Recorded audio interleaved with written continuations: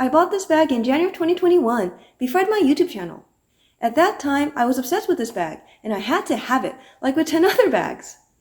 I'm very glad I got it back then, because this bag became a great investment bag. You know, the one that no one talks about? I kinda had a feeling it could appreciate in value, but I didn't think it would go up so much so fast. So in today's video, we'll start with the reveal, we'll do some quick details of the bag, including a comparison with another popular bag. Then answer the question, why is this a great investment bag? And talk about how much this appreciated in value. How do I use this bag, including usability? Would I buy another? And we'll put mod shots somewhere in this video. There's few other videos about the same bag, so I'll go over things that other YouTubers did not. Alright, so let's get started. Alright, are you ready? Can you guess? It's the Travel Extra Large bag, and when I saw it in the red with the brushed gold hardware, I had to have it. I think I say that about every bag. Anyway, this bag originally came out in 2016, and I totally missed it. It was part of the Airline runway show, but because they featured this in the printed nylon version, and yeah, why? I guess the nylon is durable and great for travel, so alright. But that print is not for me at all. The Airline runway show is one of my favorites. It was so much fun and unexpected. I love the purple sunglasses. I was so tempted to get it. If I can find it in pristine condition, I still want that thing. Let's talk details. This is grained calfskin and it's malleable, so it's not stiff. It's more comfy to use than the structured classic bags. The calfskin feels pretty scratch resistant, but with any material, if the scratch is deep enough, then it will show. I am a fan of puffy quilts, and these quilts are flat. Not puffy at all. But this is the only way this bag comes in, so yeah, I have to live with that. This is a true red. Not all Chanel reds are true reds. I will get into that more when I film a video about all my Chanel red bags, so stay tuned for that. This bag right now is fully stuffed.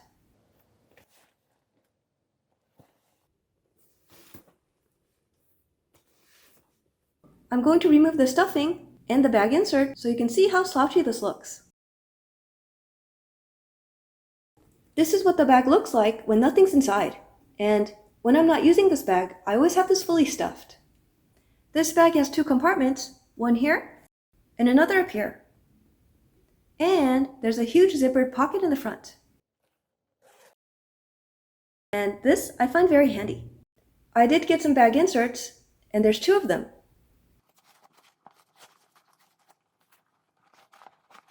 One insert in the front, and a second one back here. So yeah, I'm pretty happy with this. The best thing about bag insert is if I have makeup, food, or like pen, then those things won't stain the bag. So yeah, I definitely like to use these. This is what the bag looks like with just the inserts. The other thing to note here is that this bag has feet. So yeah, I guess that helps with protecting your bag from bottom wear. Next, let's talk about the sizes, as there was some confusion. This bag comes in two sizes. The small is 15.4 inches long. The large, the official length is 18.4 inches, but on the resale websites, the measurements are all over the place. I've seen the length from 16.5 to 19 inches, which confused me. So that got me wondering, is there a size between the small and the large, like a medium, that no one's talking about? Yeah, I needed to get to the bottom of this, so I counted the quilts. Small has 9 full quilts across. The large, whether the length states something between 16.5 to 9 inches, is always 11 full quilts across. So nope, there is no medium size, because if it did, I would assume it would have 10 full quilts across. To me, it feels like the measurement depends on the person measuring. I guess that's because this is slouchy and it's kind of hard to measure.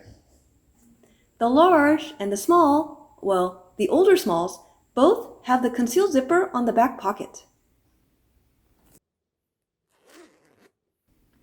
This is so that you can pull through your carry-on handle, which turns out not to be so easy. And we'll go over that later in the video.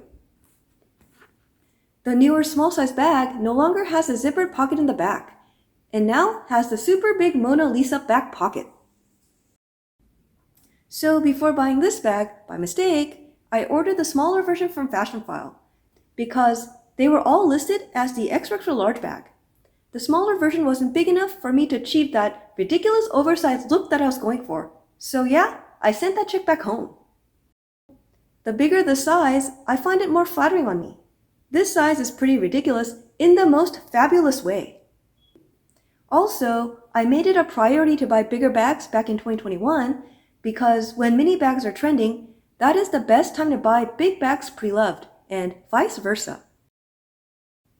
I love a structured bag, so I wasn't sure if I would like this at first. Then I saw Stella with her extra large bag. I will link her video below. It's like supersizing the classic flap. It has all the classic traits. It's quilted, it's a flap bag, and it's got the CC turn lock. As a Chanel handbag addict, this is totally up my alley, and of course, I had to have it. So next, I want to put this bag next to the Jumbo, for comparison. Let's go over the two other classic bag sizes. The Maxi is 12.9 inches long, and the Jumbo is 11.7 inches long. So let's put the red extra large bag next to my Jumbo. The red bag is slouchy, and the Jumbo is structured, so they're kind of like opposites. They are totally two different looks and vibes. I normally don't like slouchy bags, but because this red bag is so massive, if it was structured and people filled it up, it would get structural wear pretty quick. So yeah, I get why a bag in this size is not structured. Alright, so let's talk why this bag is a great investment. I do talk about investment bag on this channel. I do think there is a way to buy bags so it becomes an investment when you go sell it. This is just one really good example. Not every Chanel, LV, or even Hermes bags are automatically an investment bag. In today's video, we will start this conversation. For me, there is good investment and great investment. Good investment is I bought a bag for $3,000, I used it gently, and when I sold it, after all the seller fee, I walked away with $3,000. So it's like you used a bag for free. You heard me right. It's like using a luxury bag for free. Great investment is similar, but I walk away with at least $3,001, or any amount that is greater than what you paid. So yeah, you made a profit. Sometimes it can be a few bucks, other times hundreds, and if things went well, more than that. So today, we'll talk about how this bag became an investment bag. Predicting which bag could become an investment bag is a topic for another video. That could be an entire series. If you're interested in hearing my perspective and strategy on that, give this video a like and leave me a comment. Alright, for fun, let's see if the classic flap or this bag is a better investment. So, we'll start with a couple of parameters. Number one, to determine the estimated sold price, I will look at the last 6 months of sales for the same bag in new, pristine, or excellent condition. Number two, I will assume most of us don't or cannot sell to the buyer directly, so there will be a seller fee. I will calculate the seller fee at 20%, which I think is a fair rate in most cases. And number three, I will calculate the sales tax using 8%. Okay, so let's run through some possible scenarios.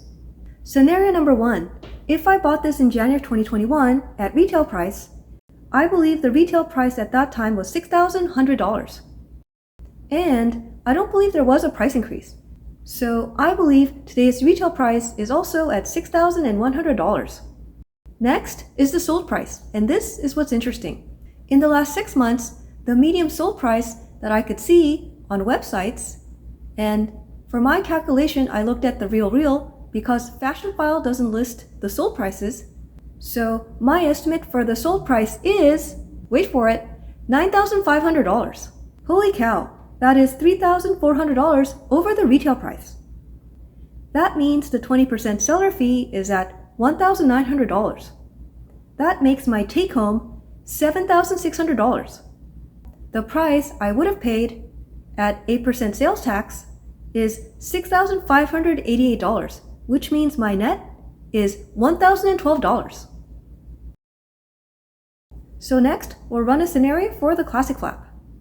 Scenario number 2, if I bought the medium large in January of 2021 at the retail price, which at that time was $6,800, today's retail price is $8,800. So yeah, there has been a $2,000 price increase since January of 2021. And in the last 6 months, what I noticed was most classic flaps actually sell it under retail price, unless it's some special unicorn color that everybody wants. And for the sake of this scenario, I decided to use the retail price as the sold price. So on a good day, let's say this sold for $8,800. That means the 20% sell fee is $1,760. That makes my take home $7,040.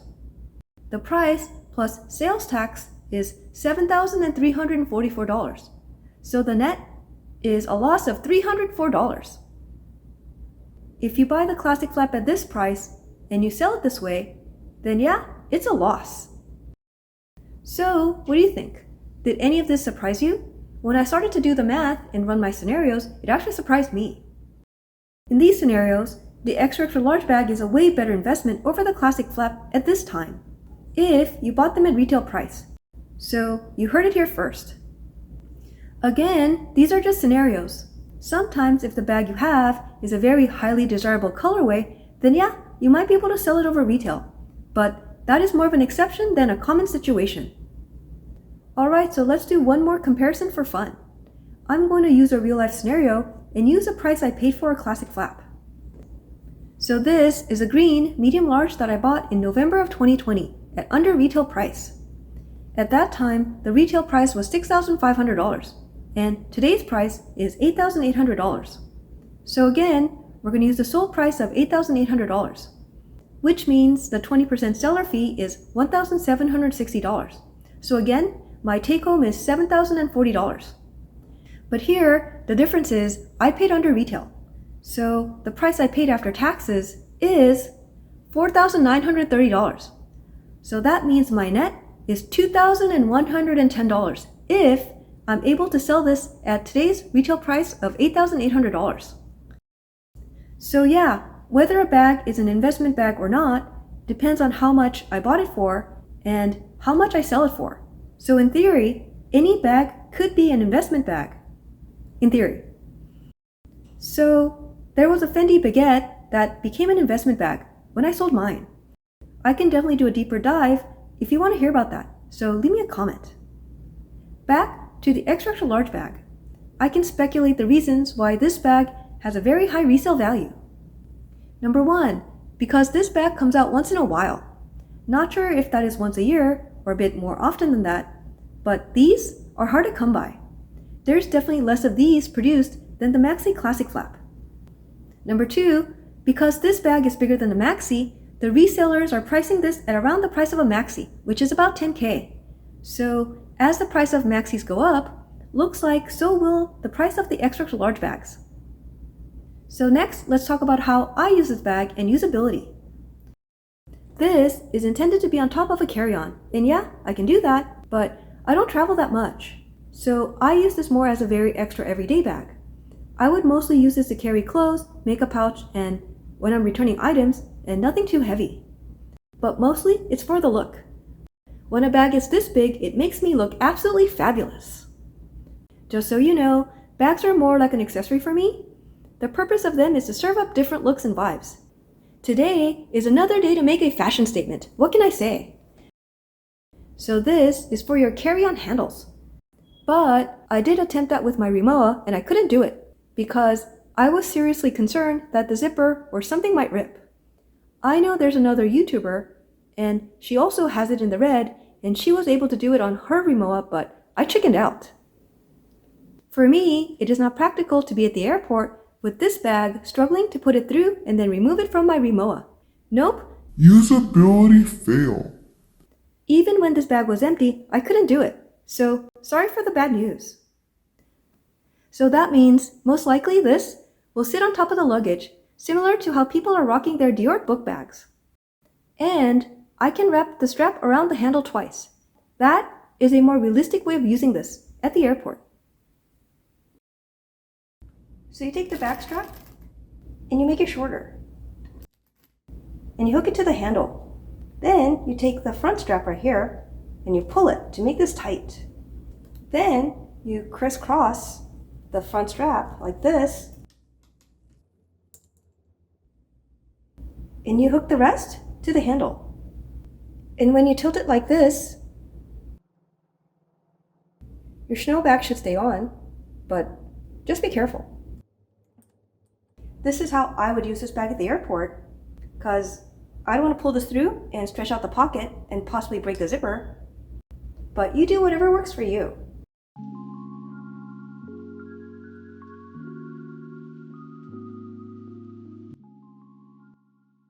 I said in another video that I don't use luxury while traveling.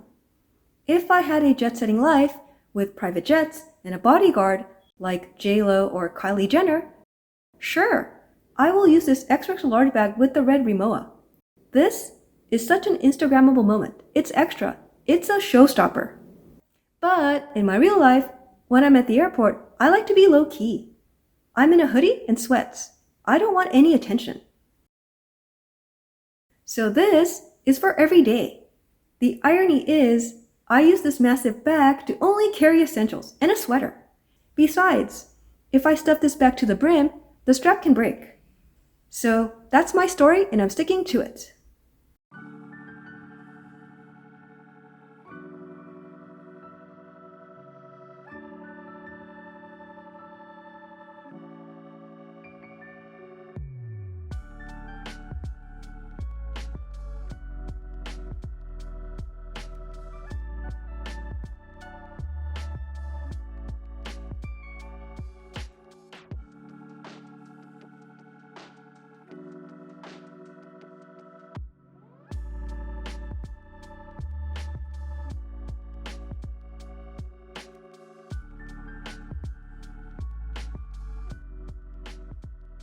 The last question I'm going to answer is, would I buy another? And of course, in a heartbeat. The color selections are pretty limited so far. I hope Chanel comes out with more colors like cognac with gold hardware. What a dream that would be, right? Cognac color is more flattering for my skin tone than the caramel or the dark beige. But if they don't, I would consider the dark gray, the navy, or the black with the gold hardware. So, what do you think? Would you get one? Do you already have one? Leave me a comment. I hope you enjoyed this video, and I'll see you in the next one.